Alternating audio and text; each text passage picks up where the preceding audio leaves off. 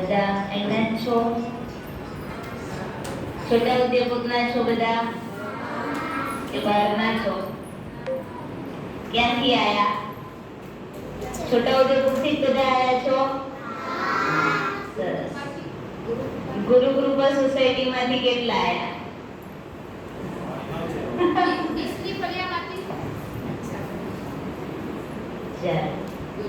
હવે ગુરુની સરસ કૃપા થઈ એ તમે અહીંયા આવી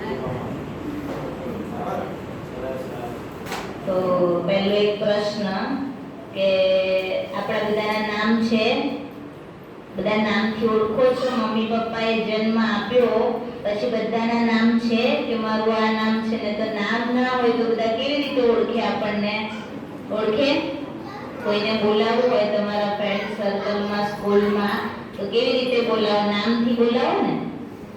તો એવી જ રીતે આપણા શરીરનું નામ છે, જે આપણે જન્મ લીધો, જે જગ્યાએ આપણા માતા પિતાએ આપણને રાખ્યા, તો એ આપણા શરીરનું નામ છે. તો આપણી આ શક્તિ શરીર ચલાવે છે, આત્મા ચલાવે છે. તો અત્યાર સુધી આપણે એનું ઉદાહરણ શું આપતા હતા? ગાડી ચલાવે તો કોણ ચલાવે ગાડી? ગાડી કોણ ચલાવે? અગર ડ્રાઈવર ના હોય તો ગાડી ચાલે? આમ જ ગાડી ચાલે? ના ચાલે, હે ને? તો એવી જ રીતે આ શરીર શું છે? આપણી ગાડી છે. અને ગાડીને ચલાવનાર કોણ છે? સૂક્ષ્મ શક્તિ છે, જેને આપણે બધા શું કહીએ છીએ? આત્મા. હે ને? આત્મા કહીએ, જીવ કહીએ, સોલ કહીએ, રૂહ કહીએ, પ્રકાશ કહીએ. તે આપણા ઓળખ માટે શરીરનું નામ છે. એવી જ રીતે આ શરીરને ચલાવવા વાળી કોણ છે? આત્મા છે. ને આત્મા ક્યાં રહે છે? બધા જ્યાં તિલક કર્યું છે ને ત્યાં આપણી આત્મા રહે છે. અગર સમજો આત્મા નીકળી જાય તો આ ગાડી ચાલે? તમે બધા અહીંયા બેઠા છો ને કોઈ એકની પણ આત્મા નીકળી જાય તો ગાડી ઘરે પહોંચે? પહોંચે કે ના પહોંચે? ના પહોંચે. તો એવી જ રીતે આપણા શરીરના મા બાપ છે, એવી જ રીતે આત્માના પણ માતા પિતા છે, જેને આપણે શું કહીએ છીએ? ભક્તિ માર્ગમાં પણ પરમાત્મા. આત્માના પિતા કોણ છે? પરમાત્મા. એટલે જ્યારે પણ શુભ કાર્ય થાય ત્યારે આપણે કોને યાદ કરીએ છીએ? ભગવાનને યાદ કરીએ ને. પરીક્ષામાં ક્યાં જઈએ? બધા આશીર્વાદ લેવા માટે વડીલો પાસે જઈએ, મંદિરે જઈએ ને ભગવાનને શું કહીએ? પરીક્ષામાં પાસ કરજો. તો ભગવાનને આપણે ઓળખતા નથી.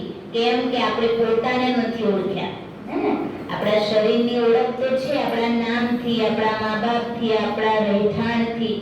એવી જ રીતે આપણને અત્યાર સુધી કોઈએ આત્માનું નોલેજ નથી આપ્યું, જ્ઞાન નથી આપ્યું કે આપણે કોણ છે, શું કામ આવ્યા છે, ક્યાં જવાનું છે, શું કરવાનું છે. તો એવી રીતે જેમ આપણા શરીરનું છોટાઉદેપુરમાં ઘર છે, મમ્મી પપ્પા છે, એવી જ રીતે આપણી આત્માનું પણ ઘર ક્યાં છે? ઉપર. એટલે જ્યારે કોઈ તકલીફ આવે તો શું કહીએ? હે ભગવાન મને ઉપર લઈ લે. બહુ દુઃખી થઈએ તો શું કહીએ? ભગવાન મને ઉપર લઈ લે. ઉપર ક્યાં એ ખબર નથી. તો કહેવાનો અર્થ છે કે ઉપર પરમધામ આપણું આત્માનું ઘર છે. જ્યારે આત્મા દુઃખી થાય ત્યારે પોતાના નિવાસ સ્થાન પરમધામ ઘરને યાદ કરે છે. એટલે કહેવામાં આવે છે કે બીજું ઉદાહરણ શું આપ્યું? જેમ ગાડીનું કીધું કે આત્મા શરીરની અંદર શું છે? ડ્રાઈવર છે. ગાડીમાં જેમ ડ્રાઈવર છે એમ આપણા શરીરને પણ આ ચલાવે છે. તો એને કેવી રીતે પ્રૂફ કરાય કે આત્મા છે? તો કહેવાય છે કે કાર એક્સિડન્ટની અંદર કોઈને એક્સિડન્ટ થાય તો હાથ કપાઈ જાય તો જીવે? પણ માથામાં વાગે તો ના જીવે. કહેવાય ને તો માથામાં વાગે તો નહીં જીવે. તો એવી જ રીતે બીજું ઉદાહરણ છે દીવો. દીવો ક્યાં સુધી ચાલે? જ્યાં સુધી એની અંદર તેલ, ઘી આપણે પૂરતા રહીએ ત્યાં સુધી એ દીવાનું આયુષ્ય છે. એવી જ રીતે આપણી આત્માને પણ શું જોઈએ છે? રોજ જ્ઞાનનું ઘી જોઈએ છે, ને એ હોય તો આ શરીર ચાલે છે. એક સરસ મજાની વાર્તા છે. એક રાજાએ બહુ સરસ મહેલ બનાવ્યો. બધાને હું પૂછીશ છેલ્લા પ્રશ્ન, બધા યાદ રાખવાનું છે કે શું હતું, બધાએ વાર્તા યાદ રાખવાની. છેલ્લા પ્રશ્ન.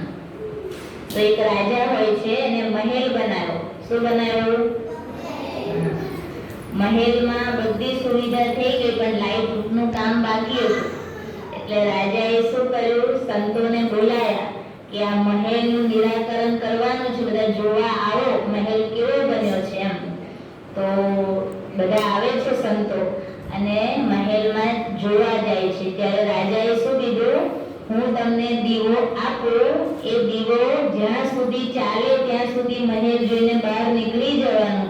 અગર દીવો બંધ થઈ જશે તો રસ્તો મળે નહીં. શું ખબર પડી? મહેલમાં લાઈટ નથી. શું લઈને જવાનું છે? દીવો.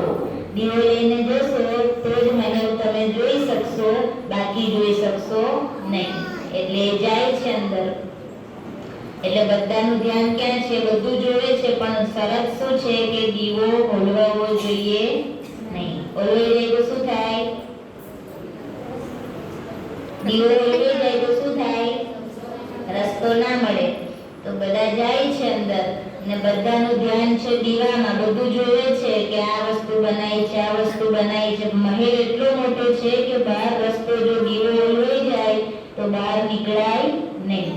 તો એવી જ રીતે બધા બહાર સરસ મહેલ જોઈને બહાર નીકળ્યા. એટલે રાજાએ પૂછ્યું, કેવો લાગ્યો મહેલ? કેવો લાગ્યો મહેલ? લાઈટ વગરનો મહેલ કેવો લાગ્યો? તો બધાએ શું જવાબ આપ્યો કે બધું અમે જોયું પણ ધ્યાન ક્યાં હતું? ધ્યાન ક્યાં હતું? લાઈટ નથી એટલે દીવામાં ધ્યાન હતું. એટલે દીવો જો સાચવીને રાખ્યો તો અમે બહાર નીકળી શક્યા. એવી જ રીતે ભગવાન આપણને શું શિક્ષા આપે છે કે ઉપરથી તમને મહેલ જોવા મોકલ્યા છે પૃથ્વી પર, અને એ દીવાને આપણે સચેત રાખવાનો છે. કયો દીવો? આત્મા. હે ને? આપણી આત્મા. અગર એને જ્ઞાનથી આપણે રોજ ભરપૂર નહીં કરીએ તો એ દીવો શું થશે? ઓલવાઈ જશે. ઓલવાઈ જશે તો આપણે પરમધામ પહોંચી શકીશું નહીં. શું ખબર પડી બધાને? બધાને શું ખબર પડી? દીવો શું છે? દીવો શું છે? આત્મા. હે ને? અને અંદર જે આપણે ઘી પૂરીએ છીએ એ શું છે? જ્ઞાન. હે ને?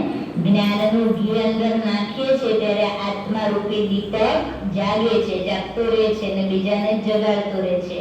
અને જે દીવો જાગતો રહેશે તો પરમધામ જઈ શકીશું.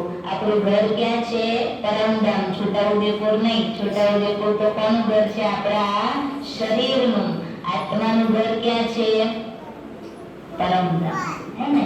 બધાએ કોર્સ કરવાનો છે 3 દિવસનો. સરસ. અહીંયા દીદી કરાવશે બધાને. સરસ. તમારા જેવું તમને જેટલું આવડી શકે, સમજી શકો એટલું કે આપણે કોણ છે, કેમ આવ્યા છે, શું કરવા આવ્યા છે અને પાછું ક્યાં જવાનું છે. તમે સ્કૂલમાં બધા નાટક ભજવવા જાઓ ને, આખ્યાન રાખી નાટક ભજવવા, ડ્રામા કરો છો કે નહીં? સ્કૂલમાં નાટક રાખે છે કે નહીં? તો એમાં બધા સમજો, કોઈ રામ બને, કોઈ લક્ષ્મણ બને, કોઈ સીતા બને, કોઈ મંથરા બને. કપડા આવા જ પહેરીને જાઓ કે રામના પહેરીને જાઓ? રામ બને તો કેવા કપડા પહેરો? રામના. સીતા બનો તો સીતાના. અને પછી ડ્રામા પૂરો થાય એટલે શું કરો? એના એ જ કપડા પહેરીને આવો કે ચેન્જ કરી દો? ચેન્જ કરો ને. એના એ કપડા પહેરીને ઘરમાં કામ થાય? ના થાય. તો એક ટાઈમ પૂરતું તમે નાટક ભજવવા પૂરતી એ કપડા પહેર્યા અને જેવું નાટક પૂરું થયું એટલે એ કપડા બદલી નાખ્યા. તો આપણે ઉપરથી અહીંયા આવ્યા ત્યારે શું આ કપડા લઈને આવ્યા છે? આ શરીર. હે ને? અને જેવું આ નાટક પૂરું થશે એટલે આ શરીરને પાછું અહીંયા છોડી